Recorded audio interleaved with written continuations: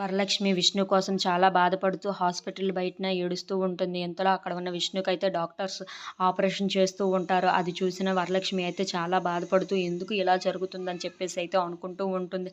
నా జీవితం ఏంటి ఎన్నో రకాలుగా తిరుగుతుందని చెప్పేసి అయితే చాలా బాధపడుతూ ఉంటుంది. అలా తన గత జ్ఞాపకాలన్నీ అయితే గుర్తు చేసుకుంటూ చాలా బాధపడుతూ ఉంటుంది. నా జీవితం ఇన్ని మలుపులు తిరుగుతుందని నేను ఎప్పుడూ అనుకోలేదు. కానీ ఇప్పుడు విష్ణు గారికి ఎందుకు ఇలా జరిగింది అని చెప్పేసి అయితే తన గత జ్ఞాపకాలు వాళ్ళ పెళ్ళి మొత్తం గుర్తు చేసుకుంటూ చాలా బాధపడుతూ ఉంటుంది. మేము అప్పుడు ఎంత సంతోషంగా ఉండేవాళ్ళమో కదా అని చెప్పేసి అయితే అనుకుంటూ ఉంటుంది. ఇంతలో అక్కడ ఉన్న అజయ్ అయితే నందినికి ఫోన్ చేస్తూ ఉంటాడు. ఇంతలో అక్కడ ఉన్న నందిని అజయ్ ఫోన్ లిఫ్ట్ చేసి ఏంటి అజయ్ అని చెప్పేసి అయితే అడుగుతూ ఉంటుంది. ఆ మాటలకి అక్కడ ఉన్న అజయ్ అయితే ఏమీ మాట్లాడకుండా సైలెంట్గా ఉండిపోతాడు. ఇంతలో అక్కడ ఉన్న నందిని ఏంటి అజయ్ సైలెంట్గా ఉండిపోయావు, ఎందుకు ఫోన్ చేసావు అని చెప్పేసి అయితే అడుగుతూ ఉంటుంది. ఆ మాటలకి అక్కడ ఉన్న అజయ్ అయితే విష్ణుని హాస్పిటల్‌లో జాయిన్ చేశామని చెప్పేసి అయితే అంటూ ఉంటాడు. ఆ మాటలు వినగానే అక్కడ ఉన్న నందిని అయితే ఒక్కసారిగా షాక్ అయిపోతుంది.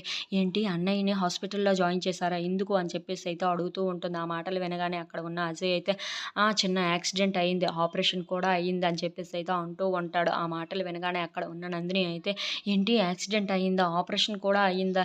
ఏంటి ఏం జరిగింది ఇంతకీ అని చెప్పేసి అయితే అడుగుతూ ఉంటుంది.